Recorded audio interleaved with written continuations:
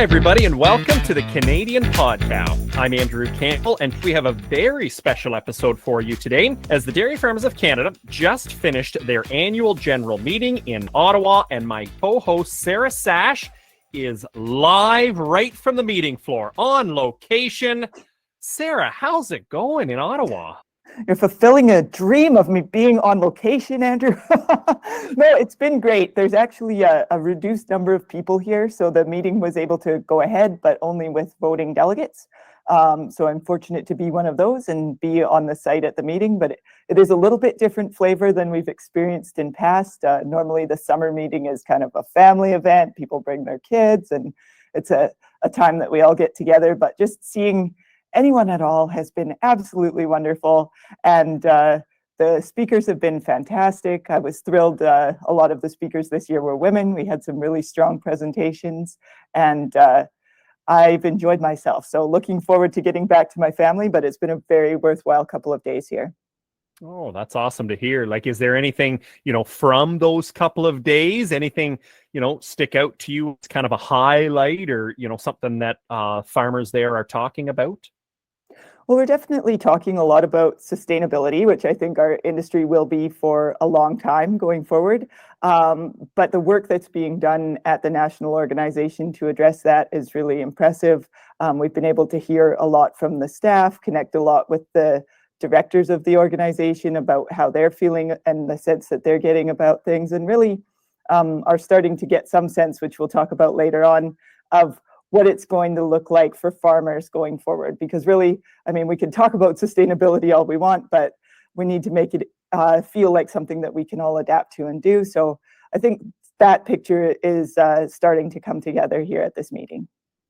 Oh, that is exciting to hear. And I know we've talked about sustainability a bit on the podcast in past episodes. So it's interesting that it keeps coming up as one of those subjects. So were you able to talk to any dairy farmers around there? Did you get them on the podcast? Well, I'm fortunate to have Bruce and Carl here who helped produce the podcast, and they've been doing that out in the margins of the meeting, kind of grabbing people, dragging them in and asking them some questions. So we're really looking forward to, throughout the podcast today, hearing a little bit from them.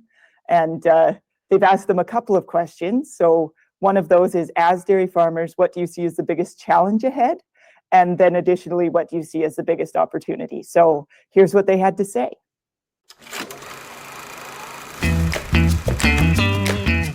In my opinion, one of the biggest challenges facing our industry is investment in the industry.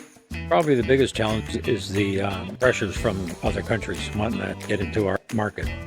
Well, for the dairy industry, I think one of the biggest challenges is the consumer behavior. Well, I think we have a number of challenges, but I think that the sustainability area is really important to us because there's so much that's being said about it, but we're also, we have made a lot of improvements on the farm, but we still have a ways to go. When we think about the environment, and we need to, do our part as dairy farmers to be part of the solution to have a sustainable industry in the long run.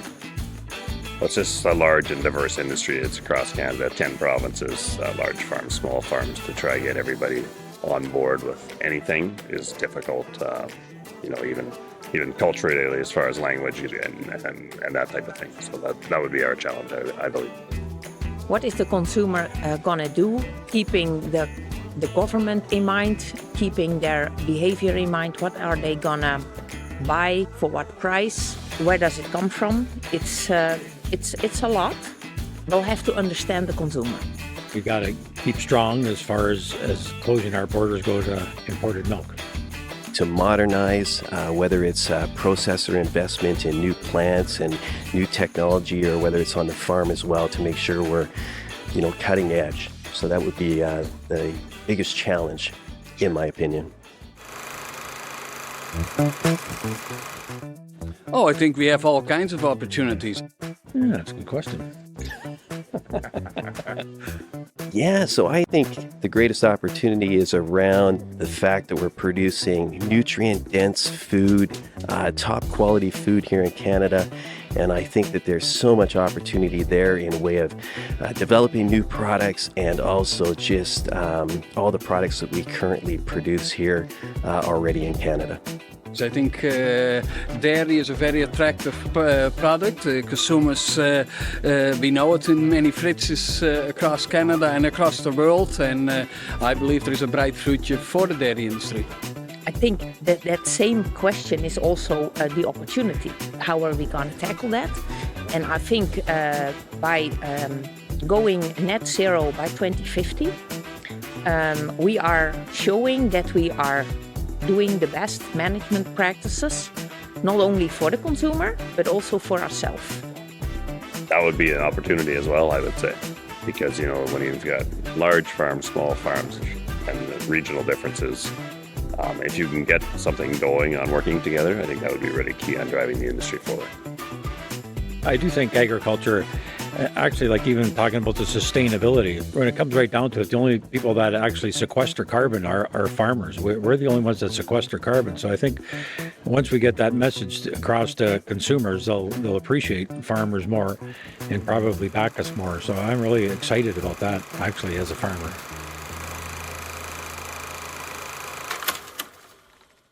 So as you can hear there, Andrew, dairy producers had a lot to say.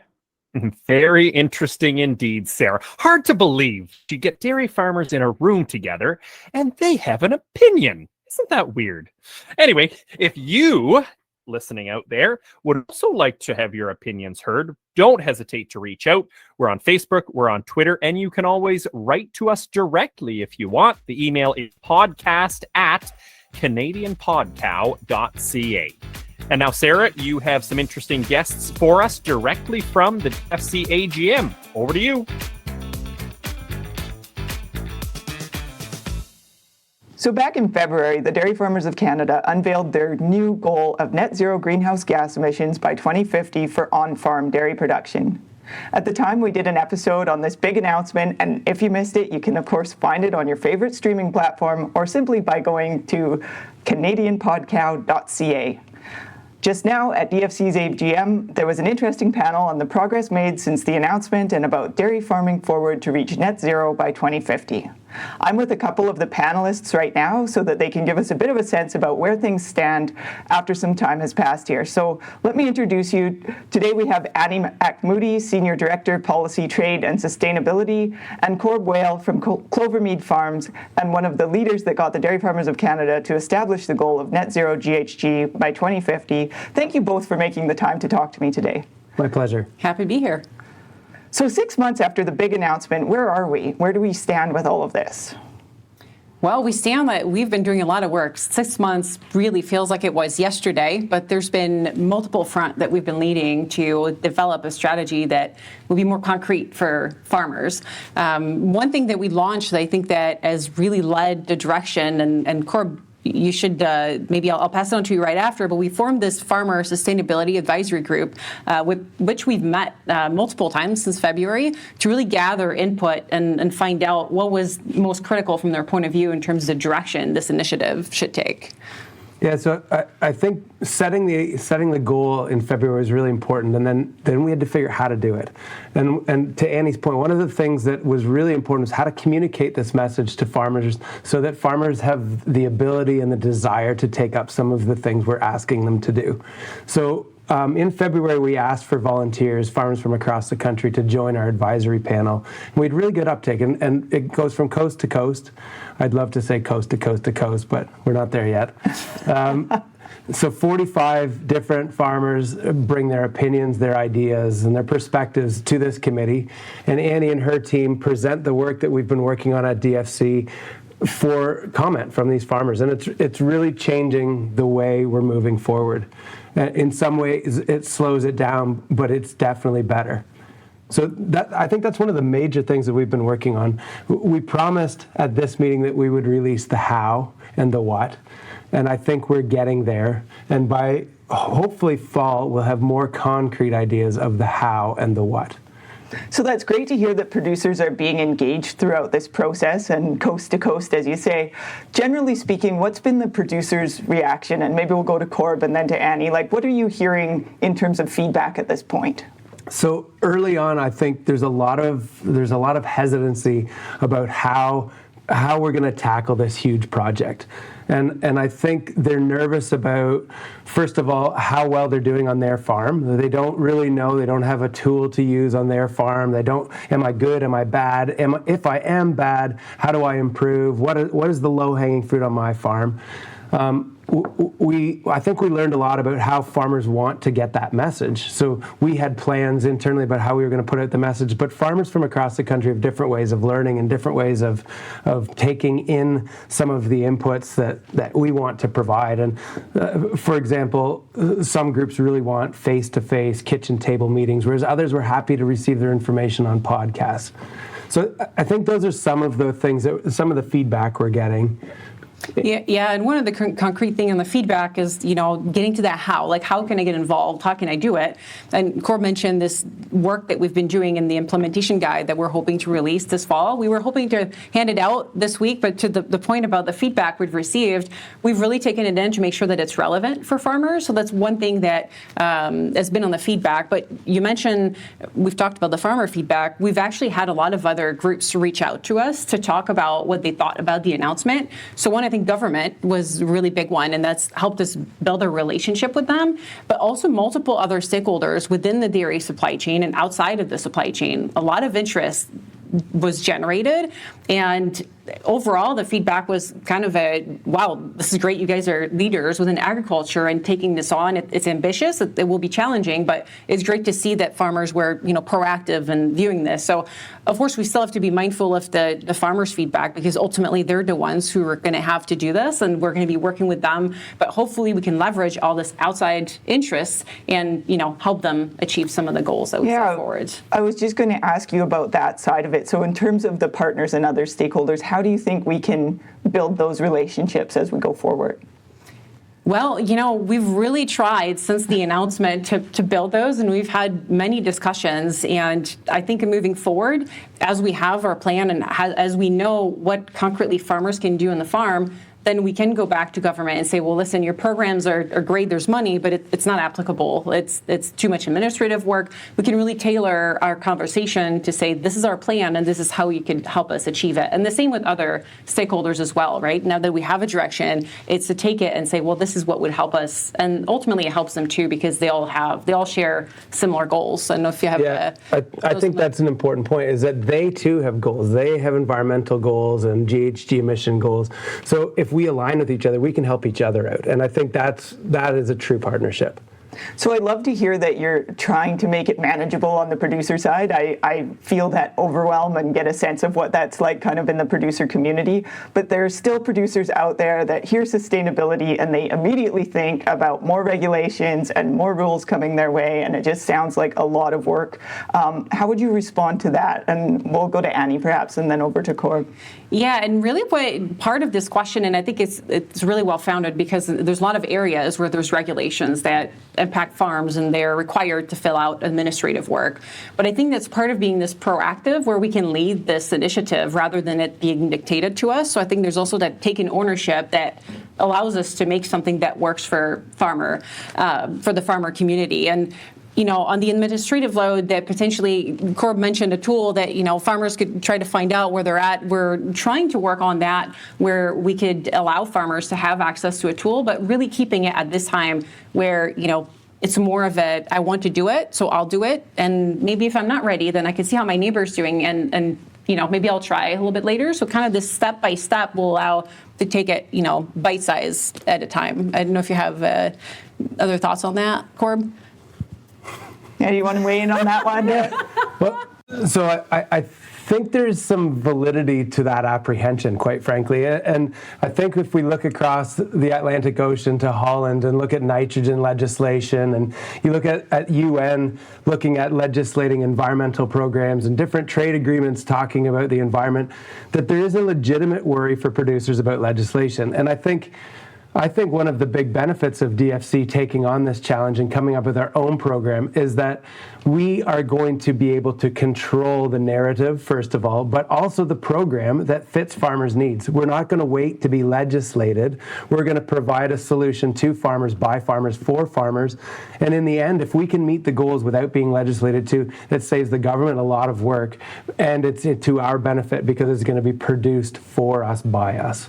Yeah, even if you reach a point where the government starts to look at these things and you've already had 45 producers and the boards and all of those sides of it speaking into the issue, it does seem like it's setting us up for possibly a more positive outcome. Yeah, I agree. So on our last episode, we were talking about ProAction. So let me ask you this. What role will ProAction play in achieving net zero by 2050? So ProAction is not directly related to this at this point. We do have an environmental module, and we've got a questionnaire that people have started filling out since it became mandatory last September. So that's going to inform us at the national level. But at this point, ProAction is part of the bigger dairy quality program, and it is not directly related to sustainability. There are some moving parts in there that we will leverage on the sustainability file. But we're also going to be working with other industry partners to collect data for the sustainability file as well. So I don't think there's a direct link to ProAction. Am I right, Annie? Yeah, and that's a good nuance there, because ProAction is our quality assurance. Every farm in Canada is required to do it. If we had tried to do the sustainability initiative within ProAction, finding the one thing that everybody in Canada could do would have been really difficult and not allow us really to reach the potential we could with lists of wide-ranging options. So I think that's an important nuance in terms of the way the two programs are structured. There's one link perhaps that we can mention though, because there's the environment questionnaire within the environment module of ProAction that will generate a lot of data, and I think that will be able to inform the sustainability strategy moving forward in terms of what is it that farmers are doing, what is it that they're not doing as much, and where we could potentially leverage some of the partnerships that we could build to incentivize some of the adoptions that we find through that are low. But that would be the main connection, I'd say, between the two. So what are the next steps for farms? What can we expect? You've mentioned the fall timeline now, some changes with that. What's it going to look like from a producer perspective in terms of when this sustainability file will roll out for us and what we can start to do to get engaged? Yeah, concretely, well, one thing, there's the I'm In campaign where farmers hopefully can start feeling more engaged in the process, but more concretely from that, in the fall we will release an implementation guide, which is meant to really explain all the best management practices that can have an impact on the farm. And that guide will include the feasibility of projects, descriptions, and also if there's a return on investment and if there's not potential resources that could be helpful in putting in place projects. From there, we'll also move to develop a farmer-to-farmer network, and we're actually working with our Farmer Sustainability Advisory Group on finding what's the best path forward. We've talked a lot about coast to coast. Canada's a big country, so it's not as simple as sending Korb around the country to talk to everyone and share the good news about a certain project. We really need to find ambassadors in every regions and work to develop that. So that's going to be a big component that we've heard would be important to increase adoption. And another big piece on the farmer side would be the educational resources. We were told that webinars are time-consuming and burdensome, but perhaps we can include some discussions on podcasts, having support on farms. So those are going to be the next steps that we'll be looking at in the fall. And in parallel, there's going to be continued marketing efforts, communications efforts. We're going to develop a sustainability website online, and our team of experts is working behind the scenes to really create that journey where consumers can look at different keywords and be taken to the right place on our websites and understand, what it is that farmers are doing on our farms. I love this sense that it's not one size fits all. I mean, we know how distinct Canada is throughout the regions, even throughout our own provinces, what the variability in people's farms and their businesses is like. So I love to hear that there's a lot of different ways you can do this and that the supports are there to help people find their path forward. I know you're both really busy, so I'll let you get back to the AGM and related business. And thank you so much for taking the time to talk to us again today about this. Thanks, Sarah. Yeah, thank you. Canadian dairy farmers are on their way to net zero by 2050, producing renewable energy, preserving biodiversity, and, someone agrees with that. Dairy Farmers of Canada, net zero by 2050. Next guest, Sarah, is a dairy farmer in Dundas County in Eastern Ontario. He and his family have been in the dairy business in the province since moving from Switzerland in 1979. He is a familiar face on many dairy farmer committees and is always pushing business initiatives, which is why he's with us today. Nick Thurler, welcome to the Canadian Podcow. Thank you. So Nick, at the DFC AGM, you announced a new partnership between Green Energy Trading Corporation, or GET CORP, and Green for Life, designed specifically for the dairy industry. Can you tell us about this program? Yeah, for sure. So through anaerobic biodigesters, we take the farm organics waste, mostly manure, to produce natural gas, renewable natural gas, RNG, to be sold on the market. And the digester be returned back to the farm with the nutrient added value. And it'll be like supply management. The program organized organics go back and forth from the farms. The RNG will be collectively sold to the market and share the revenue to the farms. Now, Nick, it's a pretty interesting program and a project. And, just for everybody's sake, the full disclosure is, we've helped here, and so is our producer, Bruce Sargent, with the launch video and some other stuff as GET CORP gets off the ground. But one of the things that stands out for me is the fact, and you described it a little bit there, just, that digesters maybe aren't new, but it's for that farm. This is about bringing that option of digesters to a whole bunch of farms without having one on every farm. Is that right? Yes, that's correct.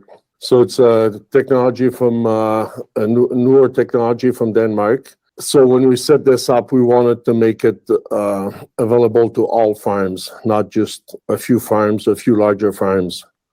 After going to Denmark, I realized how easy it was to actually, when you set up right, to move manure back and forth. This way, every farm could benefit from it. So, Nick, what kind of challenges are you trying to address in the industry with this initiative? So I don't think I'm trying to address any challenge in particular. As a farmer, we always do a good job with our land and trying to do the best we can. But there's always room to improve. By doing this, I think it would help our industry to get to net zero by 2050. So it's a really ambitious project. You've launched the pilot. How much money are we talking about? And is there government support involved? Is this a privately funded thing? Like what's it looking like here at this point? So we partner with GFL. So it was a nice partnership because they kind of think the same as us, a community working together. It's a program that's financially viable without government fundings. So there's no money from the government. And so GFL committed to $56 million to get 6 digesters, to get the pilot project off the ground, which is 6 digesters across Ontario.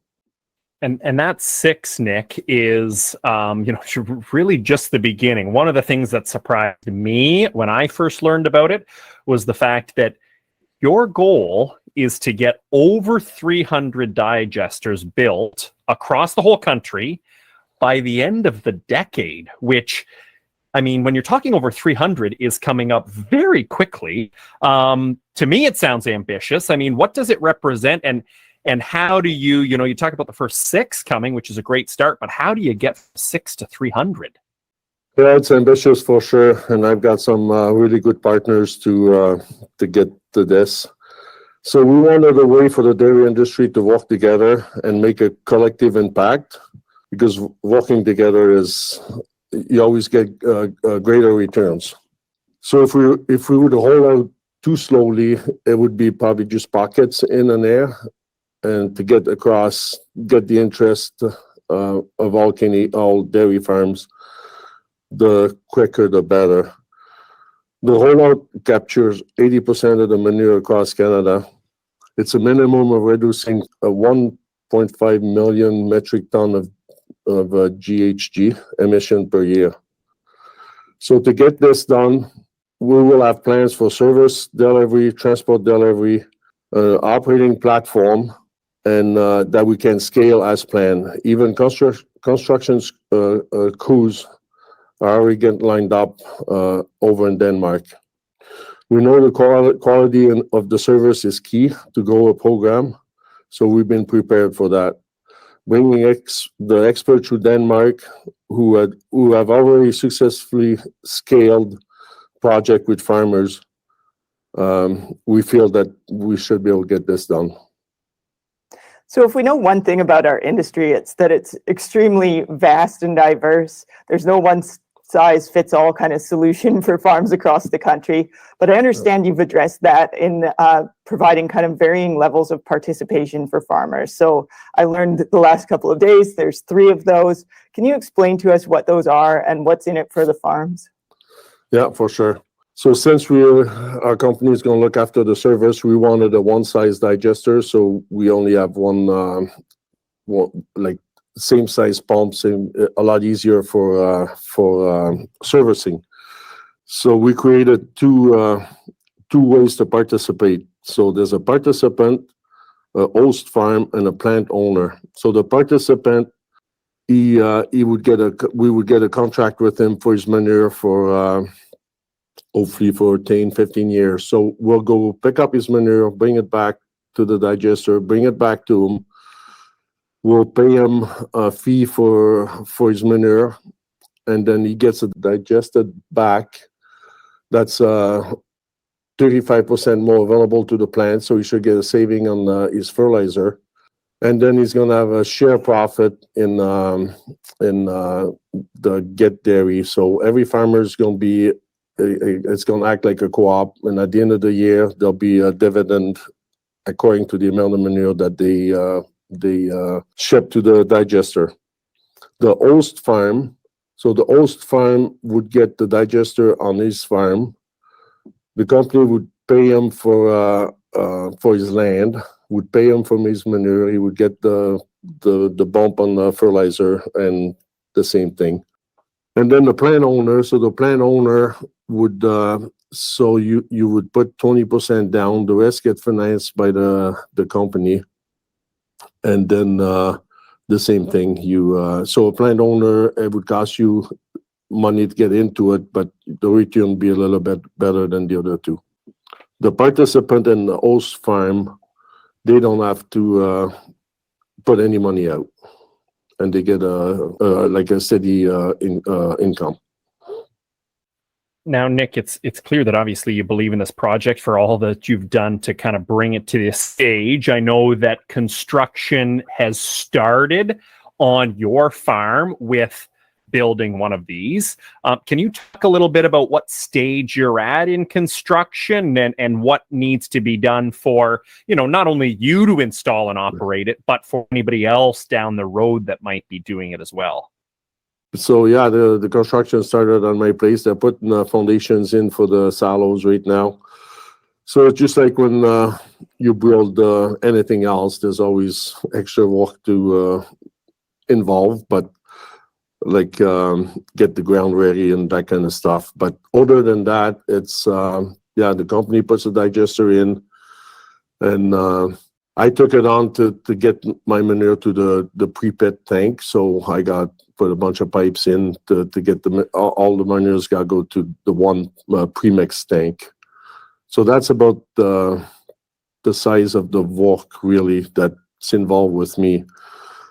And then to operate it, I imagine there'll be a walkthrough every morning or something, but we will have a service team going around, stopping in 2 to 3 times a week to do the maintenance and what needs to get done. And then the plant is supervised or watched by Green Island in Denmark 24/7.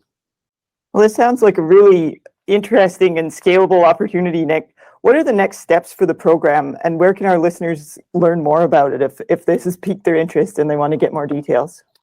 Yeah, so we have a website now as of yesterday, I believe. So it's get-corp.ca.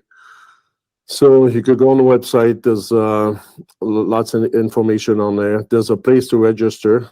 It doesn't bind you to nothing, but if you register on the website, you will get updates of what's happening and you could keep track of it that way.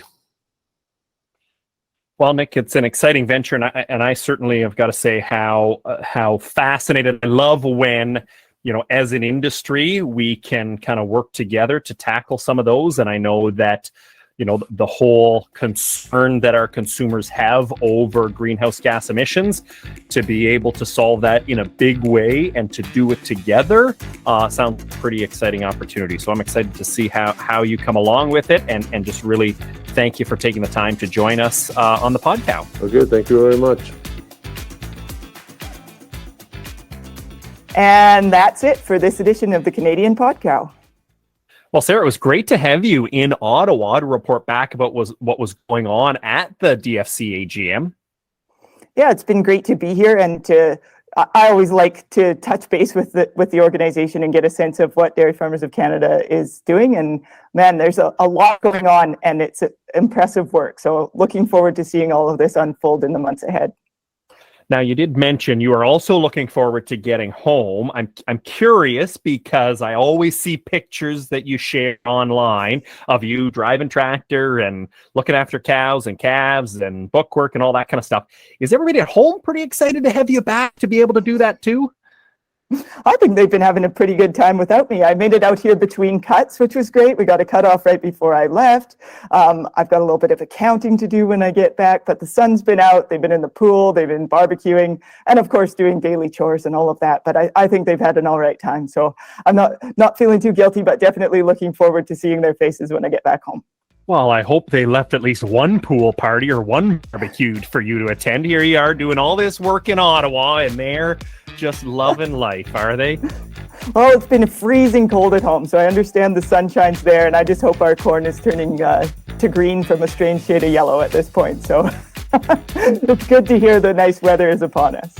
Oh, well, that is good. So, and thank you very much for being in Ottawa, and certainly to Bruce Sargent and Carl Belanger, our production team, also on site, helping you and helping the Canadian Podcast at the AGM.